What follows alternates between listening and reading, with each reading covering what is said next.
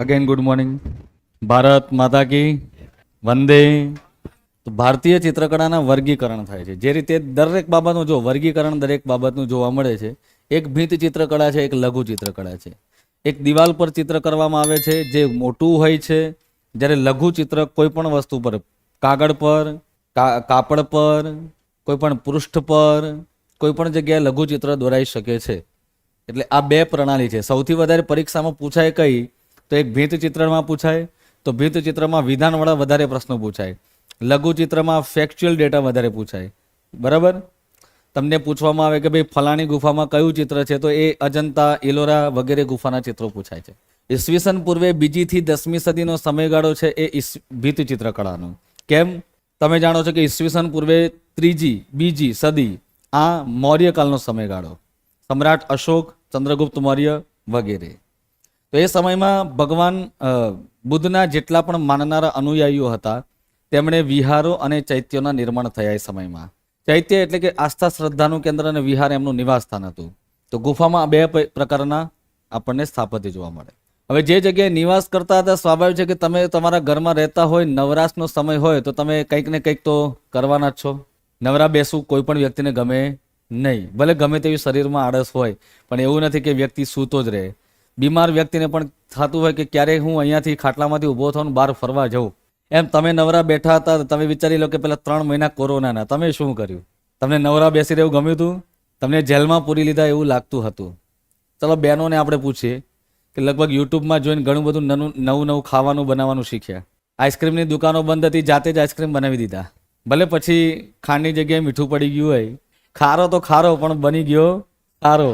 તો એવું હતું કે એ સમયમાં દરેક વ્યક્તિએ પોતપોતાના ટેલેન્ટને આવિષ્કાર. વ્યક્તિનું ટેલેન્ટ ક્યારે બહાર આવે ખબર? જ્યારે એની પાસે સમય હોય, અર્થ અને સમય બે હોય છે ત્યારે નીકળે. ડન. તો આ સમયગાળામાં એવું હતું કે લોકો પાસે જ્યારે નિવાસ કરતા ત્યારે વિચારતા કે આ દિવાલો જે છે એકદમ સિમ્પલ એન્ડ સોબર છે, લાવો કંઈક કરીએ. એટલે દિવાલો પર શું કર્યું, કંઈક કોતરણી કરવાનું ચાલુ કરી. એટલે ચિત્રો દોર્યા. ચિત્રો દોરતી વખતે એમને એમ થયું કે લાવો ભગવાન બુદ્ધની જાતક કથા, એમના જન્મનું શું હતું એ સ્ટોરી આપણે આમાં આંકીએ. બસ આ રીતે થઈ જાતક કથા. બૃહદ કથાનો મિનિંગ જો, જાતક કથાનો મિનિંગ થાય છે ભગવાન બુદ્ધના જન્મ સાથે જોડાયેલી બાબતો, ભગવાન બુદ્ધના આખા ઇતિહાસ સાથે જોડાયેલી બાબત, એટલે બૃહદ કથા. બૃહદનો અર્થ થાય છે મોટું. મેં એક કોઈનું સાંભળેલું છે કે ભાઈ જાતક કથા એટલે જન્મ પૂર્વેની કથા. એવું નથી હોતું. જન્મ પૂર્વેથી લઈ જ્યાંથી, આમ તો જન્મનું જ કહેવાય, કેમ કે માતાના ગર્ભમાં બાળક આવી ગયું દેટ મીન્સ ત્યાંથી જ જન્મ કહેવાય. અને આપણે આપણો જન્મદિવસ ક્યારે મનાવીએ છીએ? જ્યારે આપણો જન્મ થાય ત્યારે. બાળકનું આયુષ્ય જ્યારથી કહેવાય છે માતાના ગર્ભમાં એક બીજ સ્વરૂપમાં રોપાય ત્યારથી જ એનું આયુષ્ય ચાલુ થઈ ગયું કહેવાય. હેમચંદ્રાચાર્યનો જે જન્મદિવસ છે ને એ માતાના ગર્ભ ધારણ કર્યાથી મનાવવામાં આવે છે, કારતક સુદ પૂનમ. અને એ જ દિવસે એમનું નામકરણ પણ કારતક સુદ પૂનમના રોજ થયું હતું. તો અજંતા, અરમામલાઈ, રાવણછાયા, વાઘ ગુફા, ઇલોરા, સિત્તનવાસલ, કૈલાસ મંદિર ઇલોરા વગેરે બધી જગ્યાએ જેટલા પણ ચિત્રો જોવા મળે છે ગુફા ચિત્રો છે અથવા ભીંત ચિત્રો છે. જો જોગીમારા ગુફામાં આવેલ પ્રાચીન રંગમંચના કક્ષો છે. આ ઉદાહરણો લખવા પડશે તમારે, પોઈન્ટ આપજો. મહત્વના ભીંત અને લઘુ ચિત્રો, મહત્વના ભીંત અને લઘુ ચિત્રો. જોગીમારા ગુફામાં રંગમંચના કક્ષો જોવા મળે છે. પ્રાચીન રંગમંચના કક્ષો જોવા મળે છે આ સમયમાં. ત્યાર પછી પોઈન્ટ આપજો. આ સમયમાં અજંતા ઇલોરા ગુફાના ભીંત ચિત્રો હિન્દુ, જૈન અને બૌદ્ધ ત્રણેય પરંપરાના, હિન્દુ, બૌદ્ધ અને જૈન ત્રણેય પરંપરાના ચિત્રોના નમૂના દર્શાવે છે. ત્રણેય પરંપરાના ચિત્રોના નમૂના દર્શાવે છે. ટાઇટલ નંબર 1 આપીએ, અજંતા ગુફા ચિત્ર. અજંતા ગુફા ચિત્ર. આ ગુફાના ચિત્રો મુખ્યત્વે મૌર્ય અને ગુપ્ત વંશ સાથે સંબંધ ધરાવે છે. આ ગુફાના ચિત્રો મુખ્યત્વે મૌર્ય અને ગુપ્ત વંશ સાથે સંબંધ ધરાવે છે. જ્યારે ગુફા નંબર 9 અને 10ના પોઈન્ટ આપજો. ગુફા નંબર 9 અને 10ના ચિત્રો શૃંગ વંશના શાસક સાથે અથવા શૃંગ વંશ સાથે સંબંધ ધરાવે છે. હવે જે મેઇન જે ચિત્રો પરીક્ષામાં પૂછાય કે ભાઈ ફલાણી ગુફામાં આ ગુફા, એ તો લખો. ગુફા નંબર 1માં ટોટલ કેટલી ગુફાઓ છે અજંતામાં? 29. બરાબર. જેમાં 25 વિહાર છે અને 4 ચૈત્ય છે. એમાં ગુફા નંબર 1 જોઈ લઉં છું, આમાં પીપીટીમાં ન હોય તો વાંધો નથી. લખો. ગુફા નંબર 1 માં અવલોકિતેશ્વર નથી લખેલું, આમાં અવલોકિતેશ્વર પદ્મપાણીનું ચિત્ર જોવા મળે છે, જેમાં ભગવાન બુદ્ધે શાહી પદ્ધતિમાં નીલમ મુગટ પહેરેલો છે. નીલમ રંગ હોય ને, નીલો રંગ, એ નીલમ મુગટ પહેરેલો. હવે તમને બધાને ખબર છે કે પદ્મ શબ્દનો અર્થ શું થાય? કમળ. મતલબ કે એમના હાથમાં, જેના હાથમાં પદ્મ છે એ પદ્મપાણી કહેવાય, જેમના હાથમાં વજ્ર છે એને વજ્રપાણી કહેવાય. તો આ લખજો, તેમના હાથમાં પદ્મ એટલે કે કમળ જોવા મળે છે. ગુફા નંબર 10માં ષડદંત જાતક કથાનું ચિત્ર જોવા મળે છે. ષડદંત જાતક કથાનું ચિત્ર જોવા મળે છે, જે આ ગુફાનું સૌથી પ્રાચીન માનવામાં આવે. ષડદંત જાતક કથાનું ચિત્ર જોવા મળે છે, જે સૌથી પ્રાચીન ચિત્ર માનવામાં આવે છે. અને મેઇન જે પરીક્ષામાં પૂછાય છે તે ગુફા નંબર 16માં મરણાસન્ન રાજકુમારીનું ચિત્ર જોવા મળે છે. ગુફા નંબર 16માં મરણાસન્ન રાજકુમારીનું ચિત્ર જોવા મળે છે.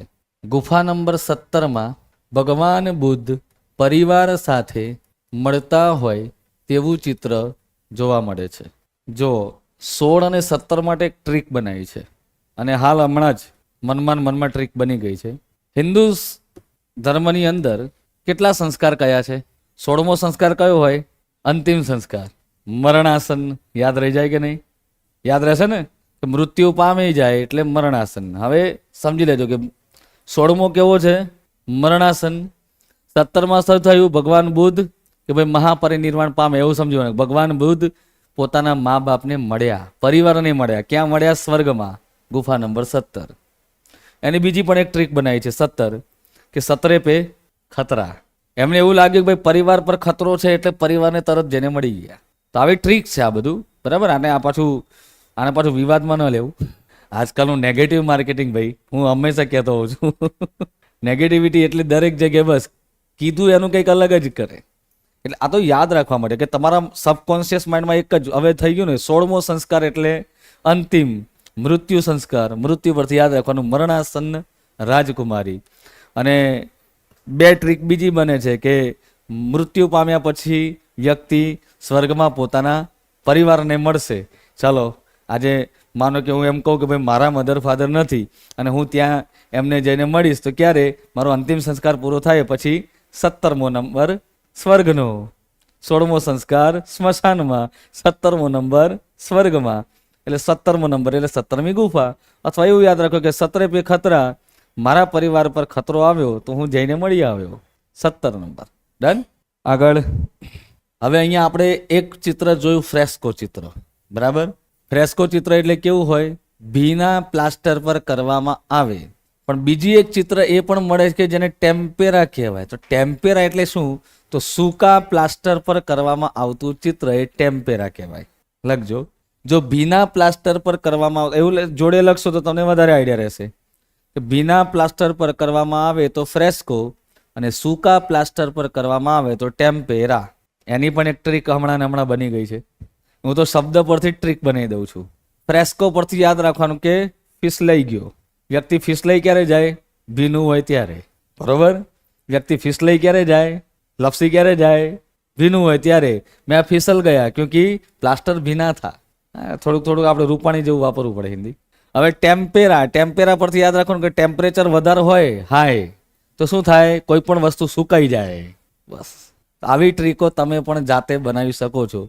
મેં મારી લાઈફમાં જ્યારે પણ એક્ઝામની પ્રિપેરેશન કરી છે, હું હંમેશા શબ્દને જ ટ્રીક બનાવી દેતો હોઉં છું. તો બસ આ એક ટેકનિક મારામાં છે. દરેકની ટ્રીક બનાવવાની પદ્ધતિ અલગ હોય. કેટલાક લોકો સૂત્ર બનાવે, કેટલાક લોકો ગીતો બનાવી દે. હું સાહિત્યને યાદ રાખવા અને સાહિત્યની પંક્તિઓ યાદ રાખવા માટે કાવ્ય પંક્તિઓ અને ગીતો બનાવી દેતો હતો. તમારે ટેકનિક જોઈતી હશે તો હું ચોક્કસથી આપીશ કે ભાઈ ટ્રીક કઈ રીતે બનાવી શકાય. એક તો તમને આ ખબર પડી ગઈ શબ્દ પરથી જ કે ફિસલ ગયા ક્યારે? ભીનું હોય ત્યારે, તો ભીના પ્લાસ્ટર. સૂકું પ્લાસ્ટર હોય એને શું કહેવાય? તો કે ભાઈ ટેમ્પરેચર હાઈ હોય એટલે કોઈ પણ વસ્તુ શું થઈ જાય? સુકાઈ જાય. તો એને ટેમ્પેરા પદ્ધતિ કહી શકાય છે. અને અજંતા અને ઇલોરા બંને ગુફા મહારાષ્ટ્રના કયા જિલ્લામાં આવેલ છે? છત્રપતિ સંભાજીનગર, ઔરંગાબાદ નહીં. ऐसे किसी के नाम पे हम डिस्ट्रिक्ट का नाम पसंद नहीं करते जिसने हमारे मंदिर तोड़े हो। नहीं, हमारे में ऐसी कट्टरता नहीं है, बस हम ऐसा पहचानते हैं कि हम अकबर को भी जानते हैं तो अकबरनामा पढ़ लेंगे, अकबर के नाम से अगर कोई नगरी हो तो हम उसे भी पसंद कर लेंगे। लेकिन जिसने पहले से ही बचपन से ही ऐसी कट्टरता रख ली है कि नहीं ईश्वर निराकार है, अरे निराकार है तो इसका मीनिंग क्या हुआ, जहां मूर्ति हो तोड़ी देना है, बस उसको नष्ट करना है, ऐसा नहीं। આજકાલ સુરતની અંદર કચ્છની અંદર આ જે બધા બનાવો બની રહ્યા છે એ આ બધું શું છે, કટ્ટરતાના કારણે થાય। ધર્મ કોઈ કટ્ટર નથી, અંદર માનવ કટ્ટર હોય છે।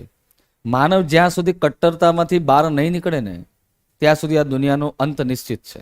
જો કટ્ટરતામાંથી પ્રેમથી બહાર નીકળી જાય, બરાબર, કટ્ટરતા અંદરથી ઓટોમેટિકલી પેદા થાય તો હંમેશા ગમે તે દરેક વ્યક્તિ, આજે હું મૂર્તિમાં માનું કે ન માનું એ મારો પ્રશ્ન છે, સામેવાળો માને છે કે નથી માનતો તો આપણે એને એવું ના કહેવાય કે તું નાસ્તિક છો, આસ્તિક છો, તારે આમ ના કરે ત્યાં જઈને પથ્થર મારો કરો, આ બધી વસ્તુ ખોટી છે। આ વસ્તુ ધર્મગુરુ ઉપર જાય છે। આજના જ પેપરમાં હું વાંચીને આવ્યો છું કે એક મદ્રેસામાં જે મૌલવી ભણાવતા હતા, બરાબર, એમના જ પુસ્તકોની પાછળથી 3 છરા નીકળ્યા, 2-4 નાના છરીઓ નીકળી। મતલબ કે તમે શું શીખવાડી રહ્યા છો? અમે ગુરુકુલમાં ભણ્યા છે, અમને કોઈ દિવસ આવું ભણાવ્યું નથી, તો આવું શું કરવા કટ્ટરતા શીખવાડો છો? તમે જેવું છોકરાઓને શીખવશો એવું છોકરો શીખશે, અને પછી છોકરો શીખ્યા પછી શું કરવાનું છે? ધમાલ। આ ધમાલ કરવામાં એક માં એ જ પોતાનો જે કટ્ટરતામાં થયેલો છોકરો છે એને ગુમાવશે। અંતે દુઃખી કોણ થશે ખબર છે? એ મા બાપ। આજે સુરતમાં થયું જે છોકરાઓએ કે જેણે પથ્થરમારો કર્યો, બરાબર, મૂર્તિ ઉપર, મૂર્તિ તો ફરીથી બની જશે, એ મૂર્તિ છે, બરાબર, આપણે એને ભગવાન માનીએ છીએ, પણ એ માનવ સ્વરૂપ તો હતા નહીં કે તમને કંઈ બોલી શકવાના છે। આજે હમણાં એક વિડીયો જોઈને આવ્યો કે અમદાવાદના જુહાપુરા વિસ્તારમાંથી એક ગાયને ગાડીની ડેકીમાં ભરીને લઈ ગયા કતલખાને ભરવા। એ બોલી નથી શકતું, એ બૂમ નથી પાડી શકવાનું, તો આ ક્યાં સુધી આવું બધી વસ્તુ? અને હરરોજ આવા 10 ન્યૂઝ મને મળતા હોય, 10 ન્યૂઝ। એક દેશમાં રહેવાનું, શાંતિથી એક રોટલીમાંથી 2 ટુકડા કરીને ખાવાના, તો પછી કટ્ટરતા કઈ બાબતની હોવી જોઈએ? ના હિન્દુએ રાખવી જોઈએ, ના મુસ્લિમે રાખવી જોઈએ। આ શું છે કે આ થોડુંક પાણી જે છે ને થોડુંક માથા ઉપરથી થોડુંક નીકળવા લાગ્યું છે, એટલે આ શબ્દ મારે વાપરવો પડે છે। એક શિક્ષક તરીકે હું કોઈ દિવસ આ શબ્દ વાપરું જ નહીં, બટ બહુ વધી ગયું છે, અતિશયોક્તિ થઈ ગયું છે। બાકી અહીંયા બેઠેલા બધા જ વિદ્યાર્થી અલગ અલગ ધર્મથી બિલોંગ કરતા હોય છે, દરેકને પોતાનો ધર્મ વાલો હોવો જોઈએ। અને જે રીતે કીધું છે ભગવદ્ ગીતામાં કે ધર્મો ધર્મથી રક્ષિત, તમે તમારું ધર્મનું રક્ષણ કરો, ધર્મ તમારું રક્ષણ કરશે। જ્યારે તમે તમારા ધર્મનું રક્ષણ નહીં કરો, બીજા ધર્મનું હંમેશા સન્માન કરો। મેં બાઇબલ પણ વાંચેલું છે, કુરાને શરીફ પણ વાંચેલી છે હિન્દીમાં, અને ભગવદ્ ગીતાનું પણ મેં વાંચેલું છે। 2-3 ધાર્મિક ગ્રંથ બાકી છે મારા વાંચવાના। બસ દરેકમાં એક જ વસ્તુ આવે છે કે સહિષ્ણુતા રાખવો, પાડોશી પ્રત્યે તમારી સદભાવના અને એક મદદની ભાવના રાખો। બાઇબલની અંદર કીધેલું છે કે પાડોશીની મદદ કરો। ઇસ્લામ ધર્મની અંદર કીધેલું છે કે હંમેશા સહિષ્ણુતા રાખો અને ગરીબોની મદદ કરો। આ દેશની અંદર, આ વિશ્વની અંદર હંમેશા પ્રકૃતિ પ્રેમ શ્રેષ્ઠ છે, એની સાથે શાંતિ બનાવી રાખો। ભગવદ્ ગીતામાં પણ એ જ કીધું છે કે ઓમ શાંતિ શાંતિ સુશાંતિર્ભવતુ। એટલી કેટલી સરસ મજાની બાબતો આપણા ધાર્મિક ગ્રંથની અંદર કહી છે। પણ આજના સમયમાં આપણે ગૂગલ જેવા યુનિવર્સિટીમાંથી, આપણે વોટ્સએપ યુનિવર્સિટીમાંથી નોલેજ મેળવી આપણા મગજ એવા કસાઈ ગયા છે કે કશું વિચારતા જ નથી કોઈ પણ બાબત વિશે। અને આવા નવયુવાનો કે જેના હાથમાં પુસ્તક શોભવું જોઈએ, જેના હાથમાં એક સરસ મજાની કહેવાય છે કે કલમો વાંચવી જોઈએ, એક ભગવદ્ ગીતાનું પુસ્તક હોવું જોઈએ, આજે એના હાથમાં કટાર છે, એના હાથમાં ચાકુ છે, તો એનામાં ને કસાબમાં ફરક શું રહેશે? મને પણ વિષયથી બહાર છકીને કોઈ વાત કરવી નથી ગમતી, પણ આજે આ યુવાનો મારી સામે એ બેઠેલા છે, તમે બધા કે જે ભારતમાં દેશનું ભાવિ છો, આ બંધ કરી દો ને। તમે બધા ભાવિ છો, તમે અધિકારી બનશો, કર્મચારી બનશો, પોલીસ બનશો, કે કોઈ પણ અલગ અલગ તમે ફિલ્ડમાં જવાના છો, તો કમસે કમ તમારે નાગરિકોને હોય, સામાન્ય હોય, કોઈ દિવસ કોઈ ભેદભાવ નથી રાખવાનો। કોઈ પણ ધર્મ વચ્ચે ન રાખશો, જ્ઞાતિ ભેદ ન રાખશો, ઊંચ નીચ ન રાખશો, ગરીબ અમીર મધ્યમ કોઈ પણ છે, બધા સમાંતર રાખો। આ જ સાચું શ્રેષ્ઠ કર્મ અને ધર્મ છે। બાકી ક્યાંય ધર્મએ એવું નથી કીધું કે સામેવાળો વ્યક્તિ મૂર્તિ પૂજા કરે ને તું ના કરતો હોય તો એને તોડી નાખો। એ ઔરંગઝેબ જેવી ને બાબરની અને અલાઉદ્દીન ખિલજીની એવી માનસિકતા હતી કે જેણે મંદિરો તોડી પાડ્યા। ફરીથી આપણે ઔરંગઝેબ નથી ઈચ્છતા કે ફરીથી આપણે અલાઉદ્દીન ખિલજી નથી ઈચ્છતા।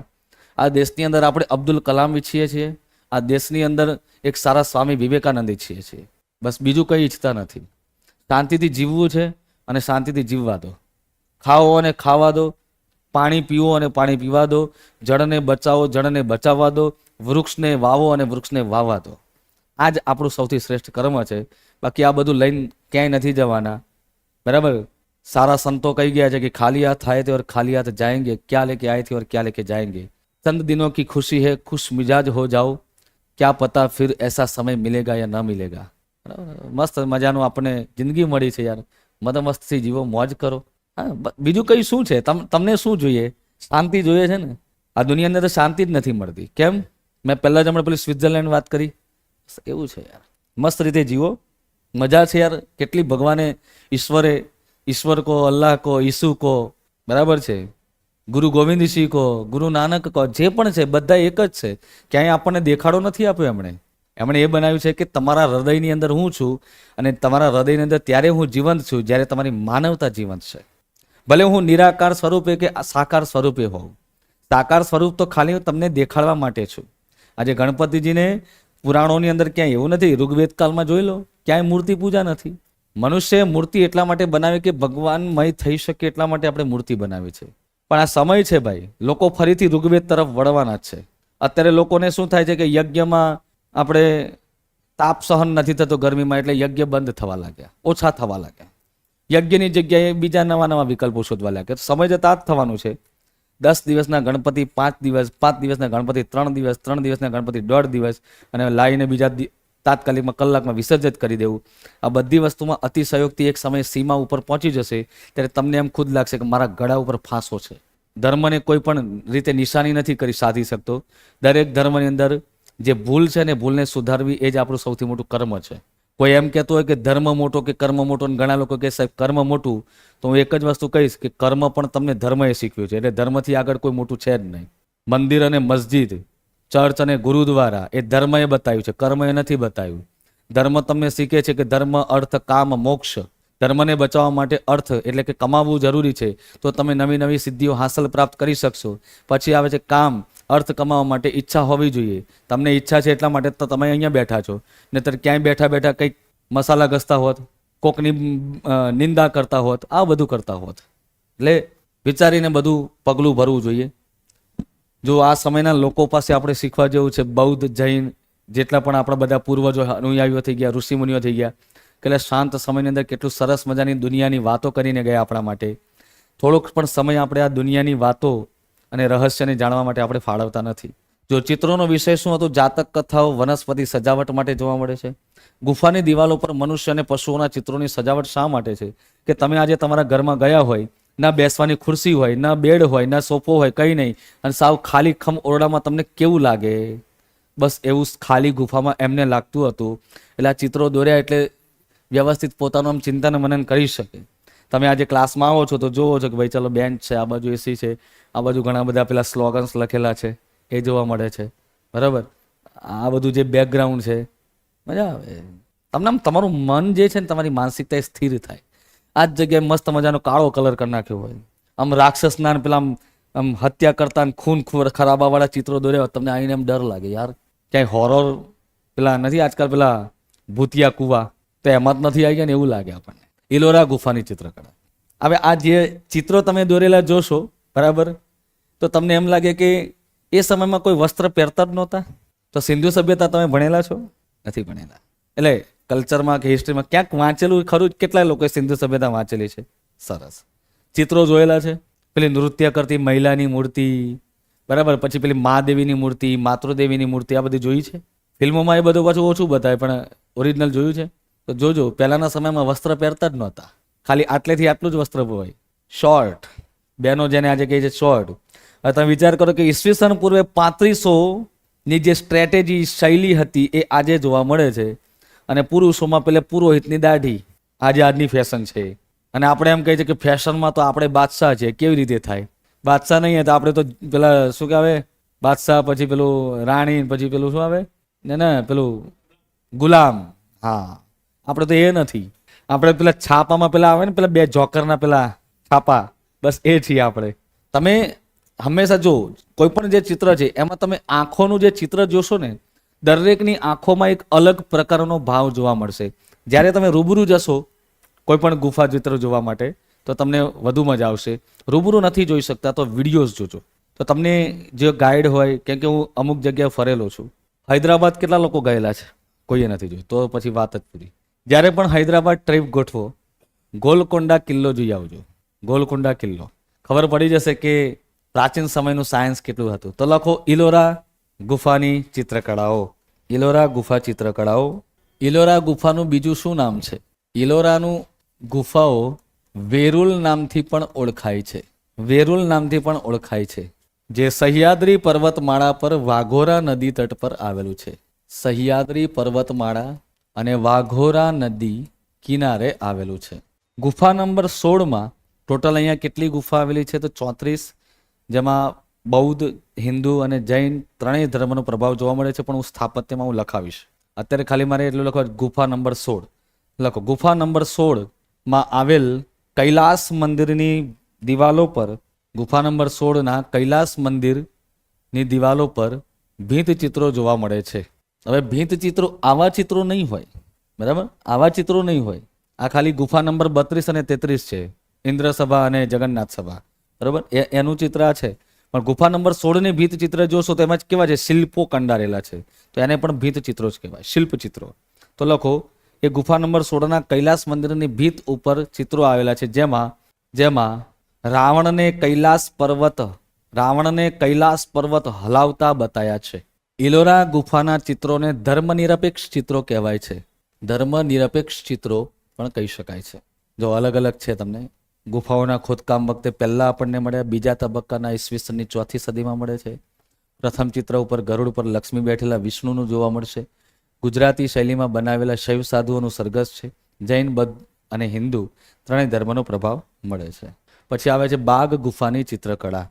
બાગ ગુફાની ચિત્રકળા જે મધ્યપ્રદેશના ધાર જિલ્લામાં આવેલી છે.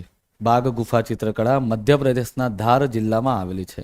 જેમાં ગુફા નંબર 4માં રંગ મહેલ આવેલ છે, જેમાં ભગવાન બુદ્ધ અથવા તો બૌદ્ધ જાતક કથાનું ચિત્ર જોવા મળે છે.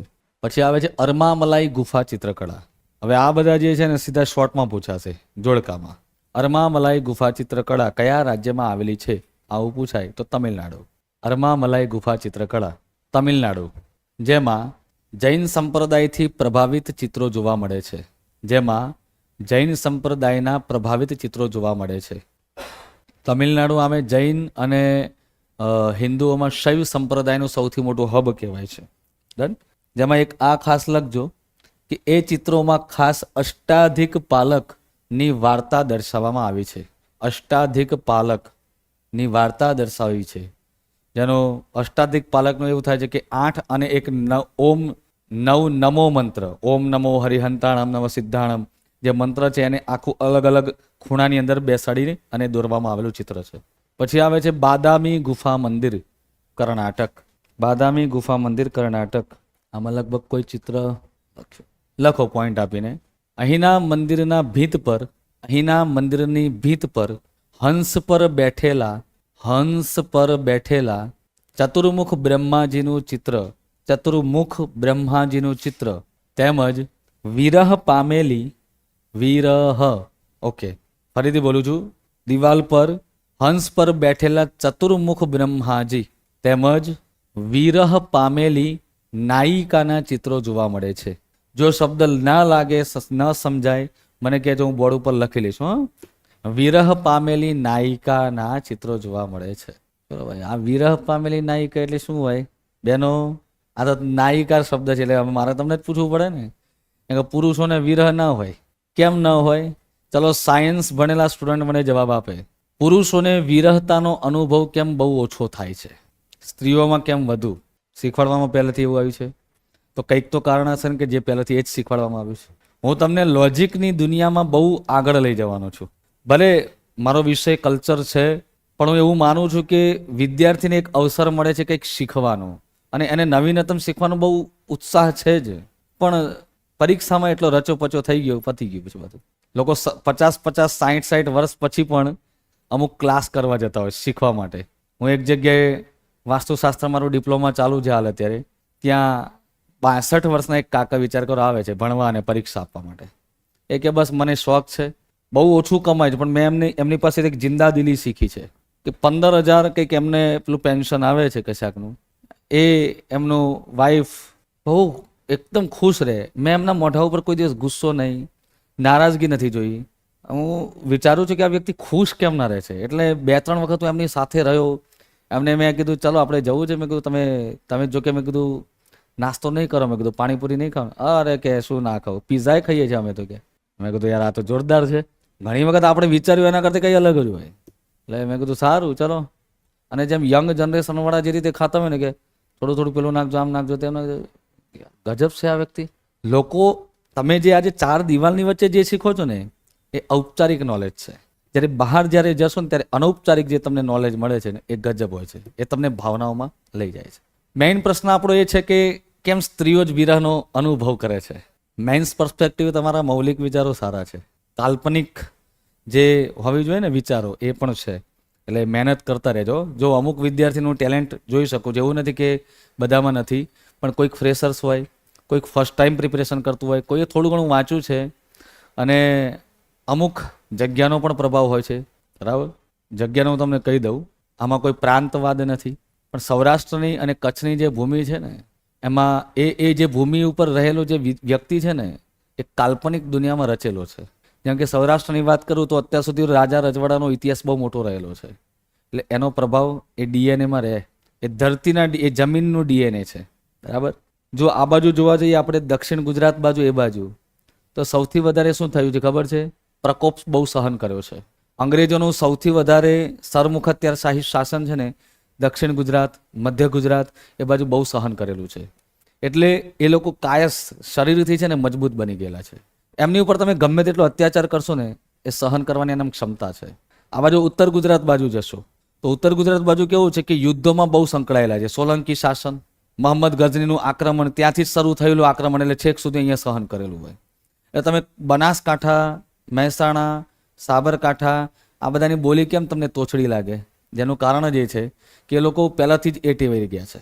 રાજા રજવાડો સાથે ઘણા બધા રહી અને મંત્રીપદ કરવું, ચારણ તરીકે રહેવું, બારોટ તરીકે લોકવાર્તાઓ કહેવી, એ સૌરાષ્ટ્રનું પદ રહી ગયું છે. એટલે હંમેશા એ ભાષામાં મીઠાશ જોવા મળે છે.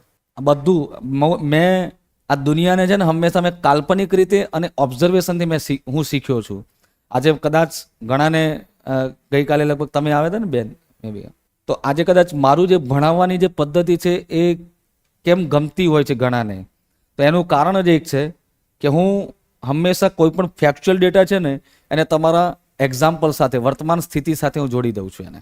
અને આ મને મારા ગુરુજી કાલિદાસભાઈ ઉપાધ્યાય ભાગવત વિદ્યાપીઠમાં મને શીખવાડ્યું છે કે જેમ એમના ક્લાસમાં, કેમ કે મને જ્યારે હું શિક્ષક તરીકે જ્યારે એક સમય માટે નિષ્ફળ રહ્યો ત્યારે મારી નિષ્ફળતા અને એને સફળતાના કારણો શોધવા માટે મને એક વ્યક્તિએ કીધું કે તારા જીવનમાં થયેલા એક સફળ અને તારા સૌથી શ્રેષ્ઠ બેસ્ટ ટીચરને યાદ કર, બસ એવા બનવાની કોશિશ કર.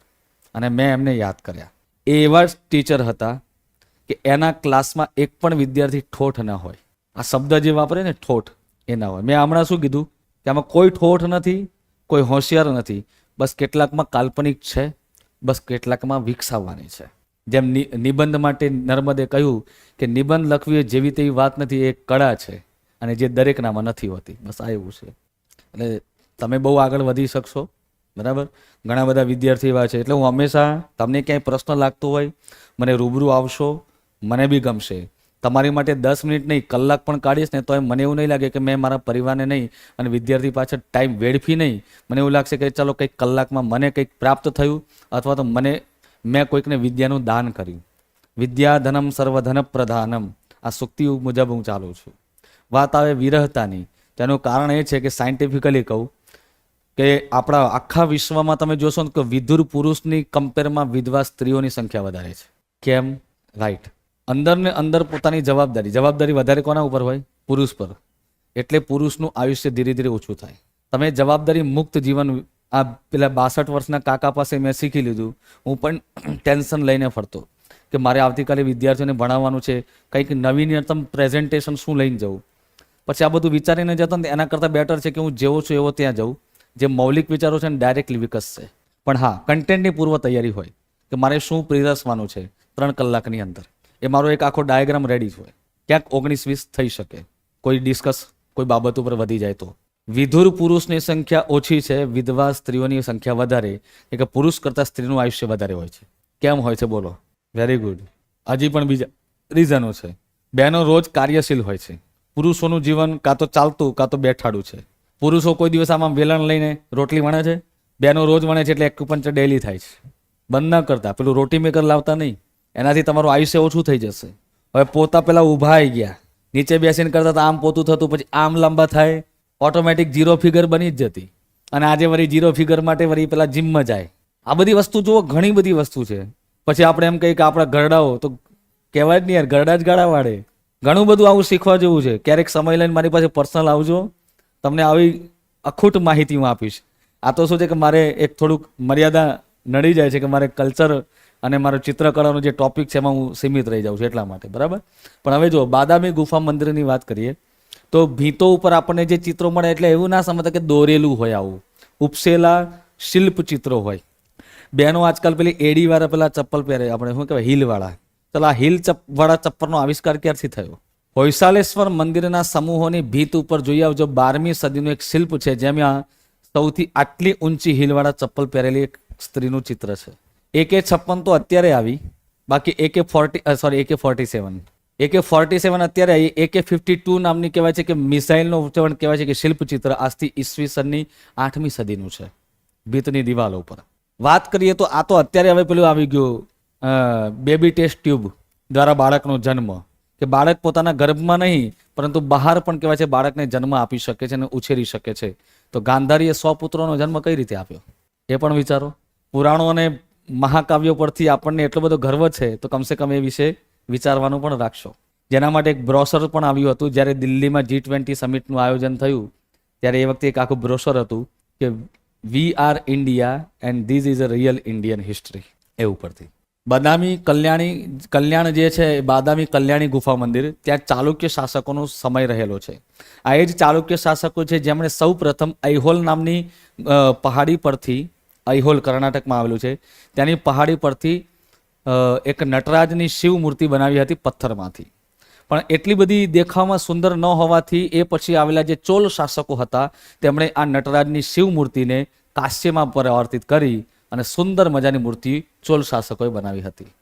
પછી આવે છે સિત્તનવાસલ અથવા તો ચિત્તનવાસલ ગુફાની ચિત્રકળા. લખો, સિત્તનવાસલ અથવા તો ચિત્તનવાસલ ગુફા મંદિર, ગુફા ચિત્રકળા, સોરી, ગુફા મંદિર નહીં, ગુફા ચિત્રકળા, જે તાંજોર જિલ્લાના, તમિલનાડુના તાંજોર જિલ્લાના પટ્ટદકલ પાસે આવેલ છે. તાંજોર જિલ્લાના પટ્ટદકલ પાસે આવેલ છે. અને અહીંની ગુફાઓ, અહીંની ચિત્રકળાઓ જૈન સંપ્રદાયને રજૂ કરે છે. હવે પ્રશ્ન થાય કે આ ગુફાઓનું નિર્માણ કોણે કર્યું હશે?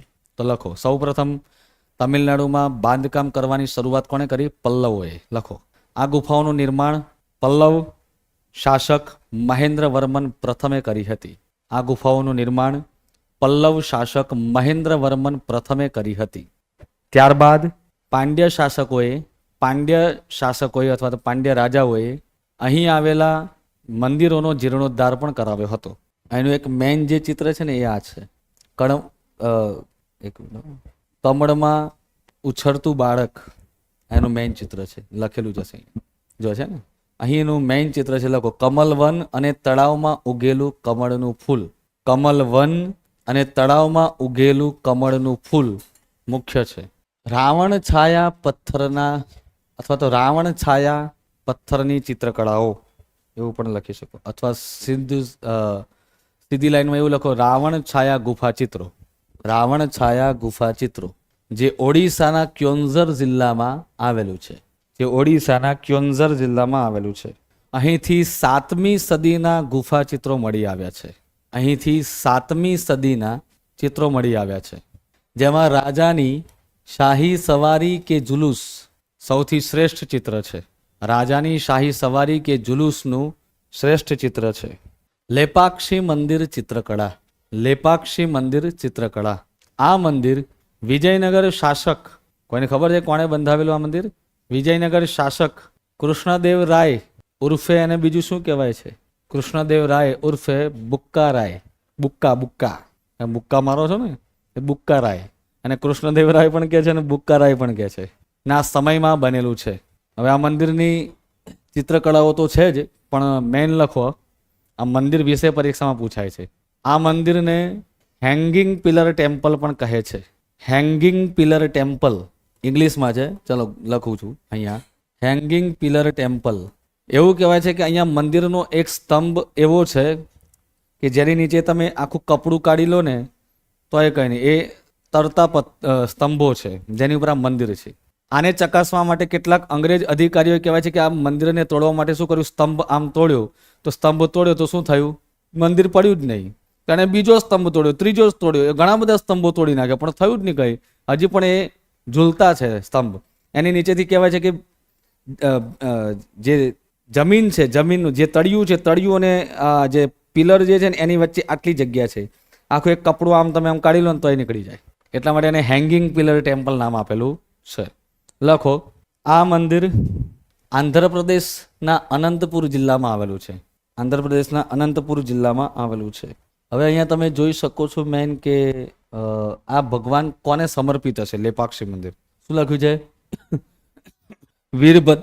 વીરભદ્ર સ્વામી મંદિર. કોણ લાગે છે, વીરભદ્ર. લખો, આ મંદિર મુખ્યત્વે શિવ અને વિષ્ણુને સમર્પિત છે. આ મંદિર મુખ્યત્વે શિવ અને વિષ્ણુને સમર્પિત છે. અને નોંધ કરીને લખો, આ મંદિરના મંડપની આગળ આવેલો નંદી, મંદિરના મંડપની આગળ આવેલો નંદી ભારતનો સૌથી મોટો એક જ પથ્થરમાંથી નિર્માણ પામ્યો છે. ભારતનો સૌથી મોટો અને એક જ પથ્થરમાંથી નિર્માણ પામ્યો છે. આપણે આ જે વર્ગમાં બેઠા છે ને એવડો મોટો નંદી છે. કારણ કે મેં મદુરાઈમાં જોયેલો છે, મદુરાઈમાં લગભગ આ બેન તમે બેઠા છો ને આ લાઈન, તો અહીંથી એવડો નંદી તો ખાલી મદુરાઈમાં છે, મીનાક્ષી મંદિર.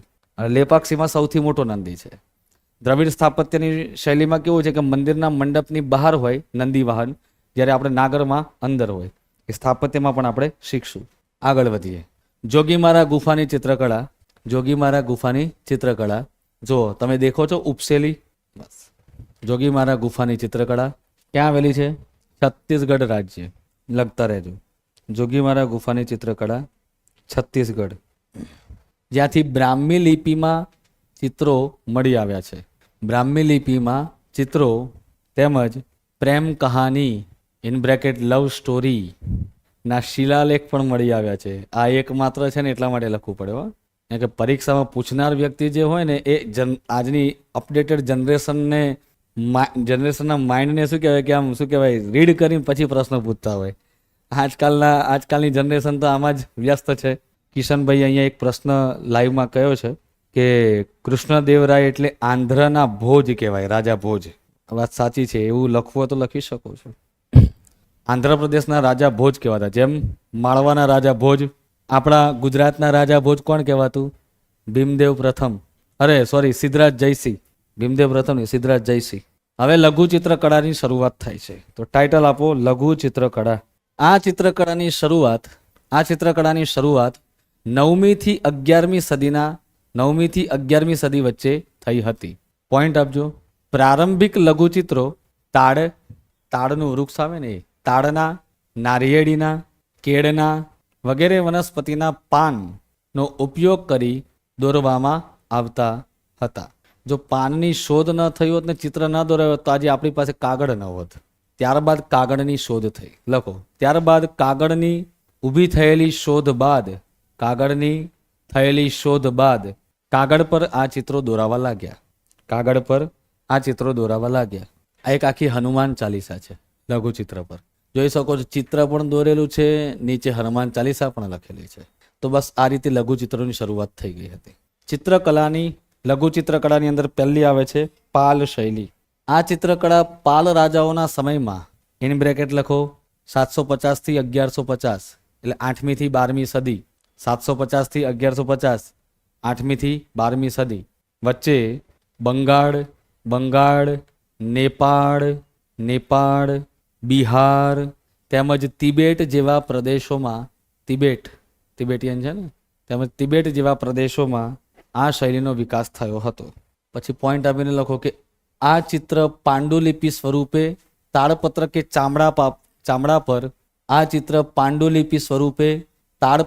ચામડા પર દોરવામાં આવતા. શું છે એકચ્યુઅલમાં પાંડુલિપિ? તો જો હું તમને મેઇન લખાઈ દઉં છું, લખેલું તો લખો. આ પાંડુલિપિ શેની ઉપર દોરેલી છે? હિમાલયની અંદર એક પ્રોપર વૃક્ષ થાય ભોજ, જેને ભુર્જ કહેવાય, તો એ ભુર્જ નામના વૃક્ષ પરથી લખજો. પાંડુલિપિ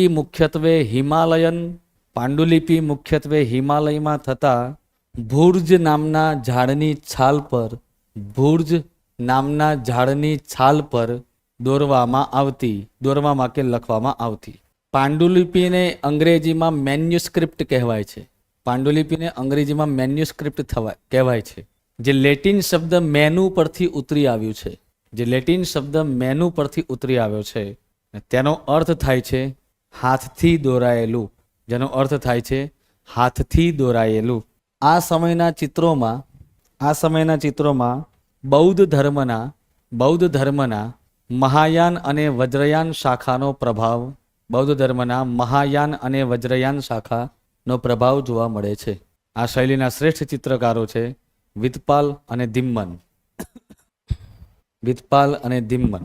પછી આવે છે ચિત્રકલાની અપભ્રંશ શૈલી. આ અપભ્રંશ શબ્દ છે ને મોટે ભાગે જૈનોના આગમનથી થયો. સંસ્કૃત પ્રાકૃત બે નામની ભાષા હતી. આમાંથી થયેલી ઉદ્ભવિત ભાષા એટલે અપભ્રંશમાંથી જૂની ગુજરાતીનો ઉદ્ભવ થયો. એ જ રીતે ગુજરાત અને રાજસ્થાનની મિશ્ર શૈલીમાંથી ઉદ્ભવેલી ચિત્રશૈલી એટલે અપભ્રંશ. લો લખી શકો છો. ગુજરાત અને રાજસ્થાનની મિશ્ર શૈલીમાંથી અપભ્રંશ શૈલીનો ઉદ્ભવ થયો છે. શરૂઆતી ચિત્રો તાડપત્રો પર દોરાતા અને 13મી સદી બાદ કાગળ પર દોરાવાની શરૂઆત થઈ. 13મી સદી બાદ કાગળ પર દોરાવાની શરૂઆત થઈ. મોટાભાગની જૈન પોથીઓ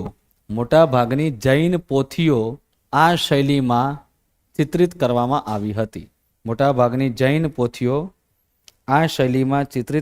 આવી હતી.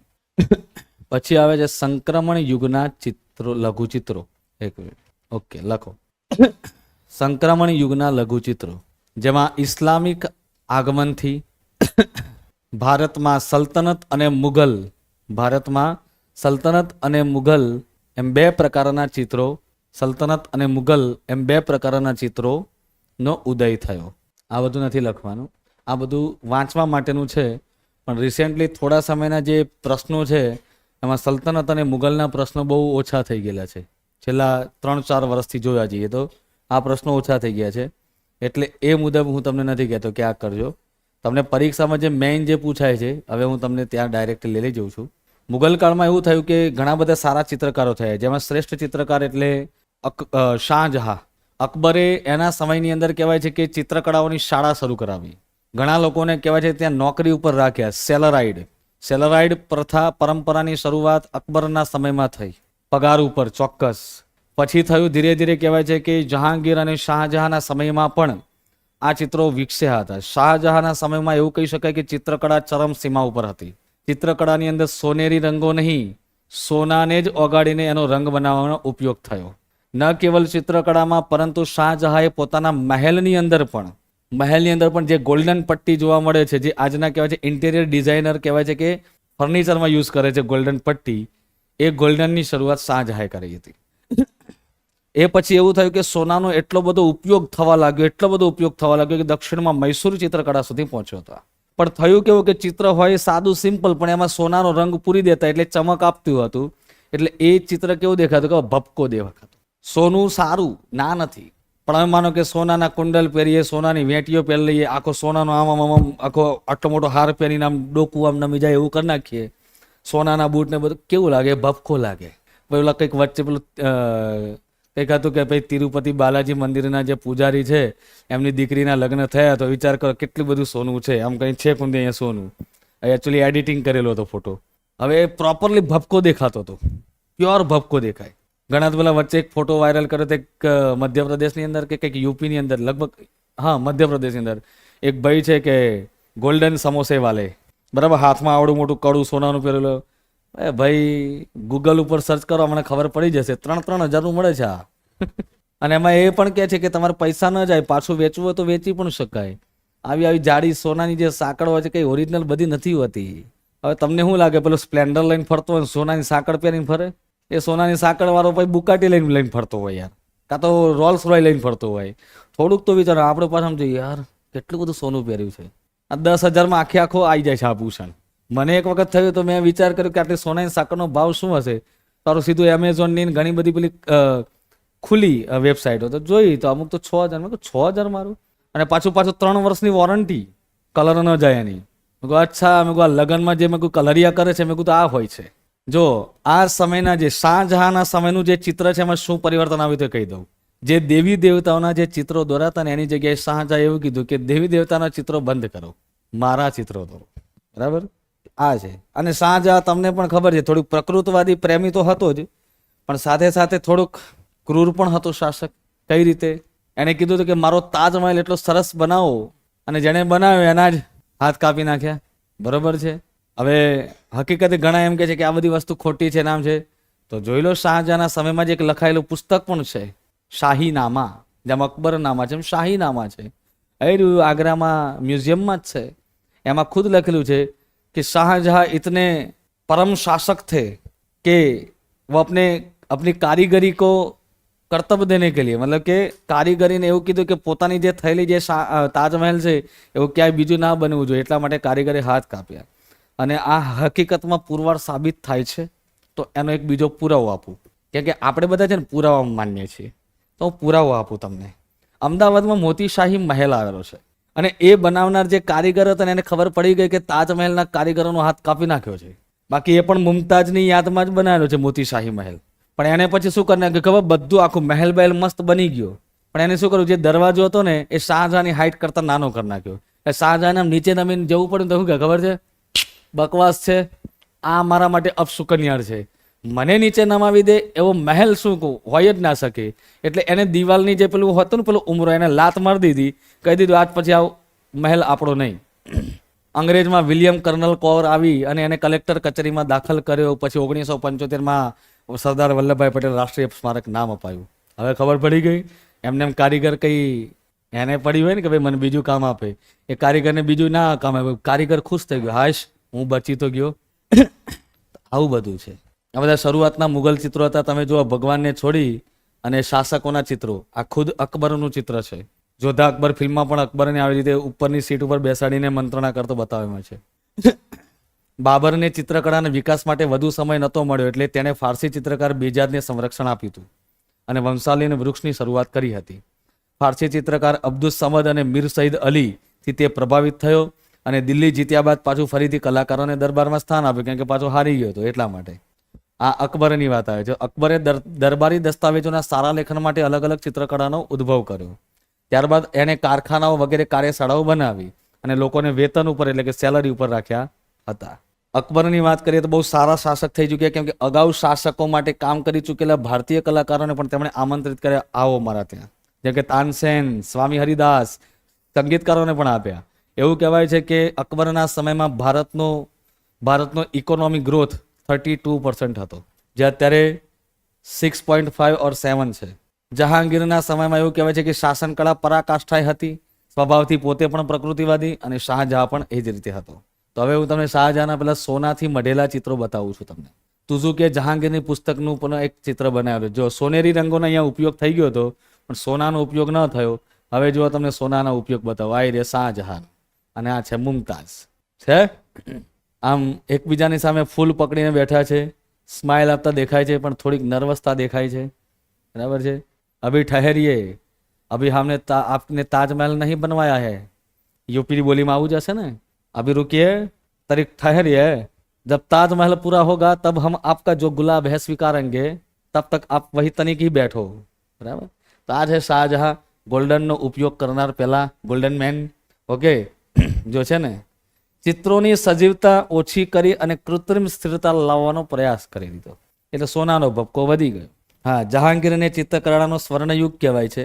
જો આ સમયમાં યુરોપિયન શૈલીથી પ્રભાવિત થઈ ગઈ, એટલે યુરોપિયન લોકોને ખબર પડી ગઈ કે ભાઈ ભારતીયો આપણા ચિત્રને આપણી કળાને પસંદ કરે છે. કામ કરો, ધીરે ધીરે હવે ત્યાં પગ પેસારો કરો.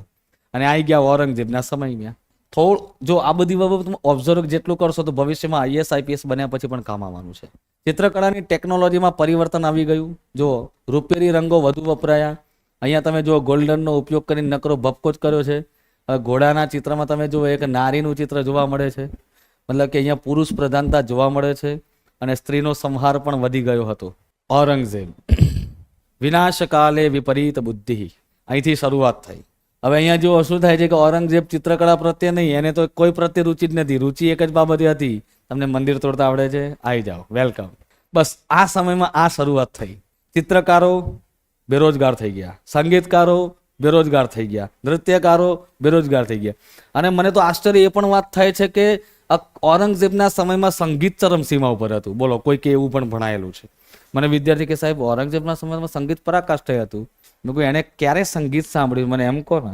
એને સંગીત સાંભળ્યું હોત તો એના મગજમાં પરિવર્તન આવ્યું હોત.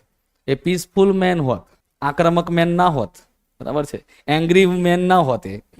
જેના પરિણામ સ્વરૂપે મુગલ દરબારના ચિત્રકારોએ મોટી સંખ્યામાં શું થયું, રાજસ્થાન તેમજ અનેક બીજા પ્રાંતીય દરબારોમાં જવાની શરૂઆત કરી. ભારતનો વિદ્યાર્થી ભણી ગણીને વિદેશ તરફ શા માટે જશે, જ્યારે એને અહીંયા રોજગારીની તક ઊભી થાય નહીં ત્યારે? ઔરંગઝેબના સમયમાંથી દરબારોમાંથી કહેવાય છે કે છૂટા થયેલા ચિત્રકારો કેમ અલગ રાજસ્થાનને વગેરે ગયા? કેમ કે ત્યાં એને પ્રોત્સાહન મળ્યું નહીં. વ્યક્તિ પૈસા માટે પણ કામ કરે, પોતાનો પરિવાર લઈને બેઠો હોય. પણ વિચાર કરો કે આજુબાજુના જે રાજસ્થાનના રાજા રજવાડાઓ હતા એ કહે કે તમે ચિંતા ના કરશો, હું ફૂલ નહીં ને ફૂલની પાંખડી તો આપીશ પણ તમને ભૂખ્યા નહીં મરવા દો. અને નાના નાના રજવાડાઓ લઈને બેસેલા જે રાજાઓ હતા એમણે કીધું આવી જાઓ, વેલકમ. હા, તલાટીમાં પણ એક પ્રશ્ન હતો કે તે સારો વીણા વાદક હતો ઔરંગઝેબ. બરો કઈ ફોટામાં વીણા વાદક છે? ના. ઓકે, ચલો. વીણા વાદક નહોતો ઔરંગઝેબ. એ કંઈક એક વાદ્ય હતું, નાનકડું વીણા જેવું આવે છે, આ રીતે વગાડતો. અને એ જે સંગીત વગાડતો એ પ્રોપર ઈરાની સંગીત વગાડતો. ઓકે, તમે યુટ્યુબ પર સાંભળી શકશો. ઈરાની મને નથી આવડતું વગાડતા. ચિત્રકળાની ક્ષેત્રીય શૈલી વિકાસ થઈ કેમ કે મેઇન જે પ્રાંત હતું, મેઇન જે પાટનગર રાજધાની આગ્રા જે હતું એ હવે પડી ભાગવા માંડ્યું. ઔરંગઝેબે પોતાની કહેવાય છે કે ક્રૂરતા, પોતાની કટ્ટરતા, જેના કારણે એના જ કહેવાય છે કે ધર્મના લોકો પણ એનાથી હવે ધીરે ધીરે નફરત કરવા લાગ્યા. ઔરંગઝેબ કહેવાય છે કે છેલ્લે પોતાના જન્મસ્થળ દાહોદમાં પણ આવીને ગયો હતો. અને એવું કહેવાય છે કે એ પછી એનું મન પરિવર્તન પણ થયું છે. છેલ્લે એને બધી કટ્ટરતાને બધી છોડી દીધું. યુદ્ધમાં કહેવાય છે કે એનું જે દક્ષિણ ભારત જીતવાનું જે સપન હતું એ પૂરું ન થયું, જેના કારણે પડી ભાગ્યું હતું. એનું સૈન્યબળ ધીરે ધીરે કહેવાય છે કે ઓછું થતું હતું, જેનું કારણ હતું મરાઠા શાસકો. છત્રપતિ શિવાજી મહારાજના ગયા પછી એને એવું લાગ્યું કે હું સંભાજી રાજેને પણ હવે તો એ નાનો છે એને હરાવી દઈશ. પણ સંભાજી રાજે તો એને કહેવાય છે કે ટાંકણીની જેમ ચૂપવા લાગ્યો. જેને એમ થાય કે આના કરતા તો છત્રપતિ હારો હતો, એને હું હરાવી દેત. છત્રપતિ સંભાજી રાજેની સામે સલ્તનત મુગલમાં બેસેલો સૌથી પ્રતાપી શાસક 6 વખત હારી ગયો. ઔરંગઝેબ દર વખતે નવી ટેકનિકો લઈને સંભાજી રાજે સામે જાય છે. એકવાર તો એને કીધું કે 20,000 સૈન્ય, હવે કે એની પાસે તો કે ખાલી 5,000 છે. હવે એની કોઈ તાકાત નથી કે મારી સામે જીતી શકે. પણ વિચારી લો કે એવું ષડયંત્ર રચ્યું સંભાજી રાજે કે એ 20,000 સૈન્યમાંથી લગભગ 12,000 સૈન્ય ઊભી પૂંછડે ભાગી ગયું હતું. પણ ખેર આપણા પુસ્તકોમાં આવું આપણને શીખવાડ્યું નથી અને ઇતિહાસમાં આપણને આવું સમજાવ્યું પણ નથી. સંભાજી રાજેની હારી નથી ગયો. સંભાજી રાજેના એક બાજુના જ એક પ્રદેશના વ્યક્તિ જ્યાં દુષ્કાળ ફાટી નીકળ્યો હતો ત્યારે સંભાજી રાજેની મદદ માગી. ત્યારે કીધું કે સંભાજી રાજે કીધું કે હાલ અત્યારે ઔરંગઝેબનો સામનો કરતા કરતા મારું ખુદ રાજ્ય અત્યારે કષ્ટનો સામનો કરી રહ્યું છે. હવે હાલ અત્યારે હું એમને ભૂખ્યા રાખીને તમારા રાજ્યની મદદ ન કરી શકું, મને આ બાબતે માફ કરી દો. હા, જ્યારે સમય આવશે તો હું તમારી મદદ કરીશ, પણ હાલ અત્યારે મારા રાજ્ય પૂરતું જ બધું સંગ્રહિત છે. એટલે પેલા રાજાને એવું લાગ્યું કે આ પોતાનું જ વિચારે છે, તો કંઈ વાંધો નહીં. એને ઔરંગઝેબની સામે માંગણી કરી. ઔરંગઝેબને કીધું કે તમે મને મદદ કરશો મારા રાજ્યને સુધારવા માટે, તો હું તમને સંભાજી રાજ્યને હરાવવા માટે હું મદદ કરીશ. આ અંદરને અંદર ફૂટી નીકળેલા રાજાઓએ બહારના આક્રમણકારોને પ્રોત્સાહન આપેલું છે. તો સીધી સટ વાત છે, બરોબર. ચિત્રકલાની ક્ષેત્રીય શૈલીનો આ સમયમાં વિકાસ થયો, જેમાં એક થઈ રાજસ્થાની શૈલી અને એક થઈ પહાડી એટલે કે બસોલી શૈલી અથવા તો બંગાળની શૈલી. આ રીતે વિકાસ થાય. તો લખો ચિત્રકલાની ક્ષેત્રીય શૈલી. નહીં, આ લઘુચિત્રમાં જ આવશે, પણ લઘુચિત્રમાં હવે ફાંટો પડવા લાગ્યો. હવે બધા લઘુચિત્રો જ છે. ક્યાંક ક્યાંક આવશે તો હું ભીત ચિત્ર કહી દઈશ. જેમાં એક છે રાજસ્થાની શૈલી, એમાં ઓબ્લિક કરીને લખજો. તેને રાજપૂત શૈલી તરીકે પણ ઓળખવામાં આવે છે. ત્યાર પછી આવે છે બીજી પહાડી શૈલી, જે પંજાબ અને કાશ્મીર જેવા પ્રદેશોમાં, પંજાબ અને કાશ્મીર જેવા પ્રદેશોમાં તેમજ હિમાલયન ક્ષેત્રમાં વિકાસ થયો હતો.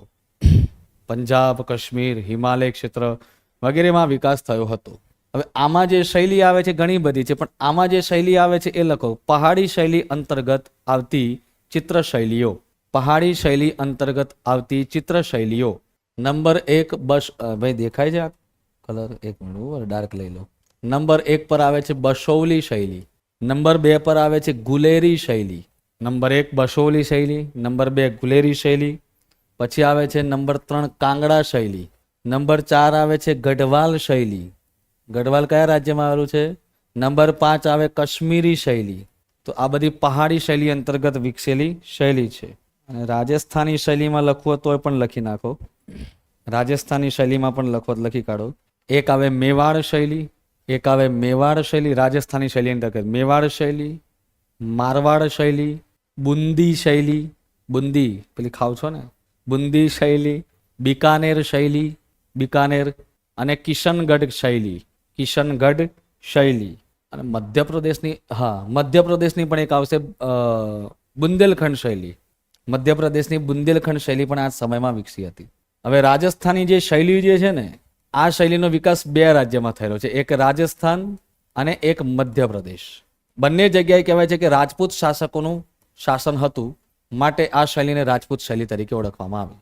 કિશનભાઈએ એક અહીંયા મસ્ત વિગત લખી છે કે સંભાજી રાજાને 42 દિવસ સુધી ઔરંગઝેબે બંદી બનાવી રાખ્યો હતો અને કીધું કે તું ઇસ્લામ ધર્મ અપનાવી લે. 42 દિવસ સુધી એને એક પણ વખત ઇસ્લામ ધર્મ નહોતો અપનાવ્યો અને દરરોજ એનું એક એક અંગ કાપતા જતા હતા અને કહેતા હતા બોલ હવે સ્વીકારી લે. કહેવાય છે કે ગરમ જે સળિયા હોય એના આંખમાં નાખવામાં આવ્યા હતા તોય નહોતો અપનાવ્યો. એટલે કહેવાય છે કે ધર્મો ધર્મથી રક્ષિત. ચાલો તો આગળ વધીએ. પોઈન્ટ આપો. રાજસ્થાની શૈલી નંબર, આમ ટાઇટલ આપજો રાજસ્થાની શૈલી. ટાઈમ થઈ ગયો લાગે છે હે ને? તો બસ રાજસ્થાની શૈલીનું ટાઇટલ આપી દો. નેક્સ્ટ લેક્ચરમાં આપણે જોઈશું, કેમ કે મન હોય તો માળવે જવાય.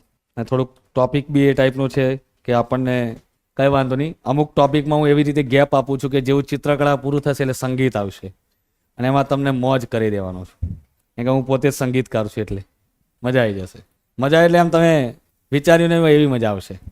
તો નેક્સ્ટ લેક્ચરમાં આપણે ચિત્રકળા ભાગ 2માં રાજસ્થાની શૈલી અને ભારતની અન્ય ચિત્રકળા જેમ કે પેલી મૈસૂર ચિત્રકળા અને મધુબાની ના તે એ બધું શોર્ટમાં આવશે, એટલે આપણે એને શોર્ટમાં ભણીશું. અને ગુજરાતની ચિત્રકળા, એટલે નેક્સ્ટ લેક્ચરમાં ચિત્રકળા તમારું પૂરું થઈ જશે અને સંગીતની શરૂઆત થઈ જશે. બરાબર? ચાલો, જય હિન્દ, જય ભારત.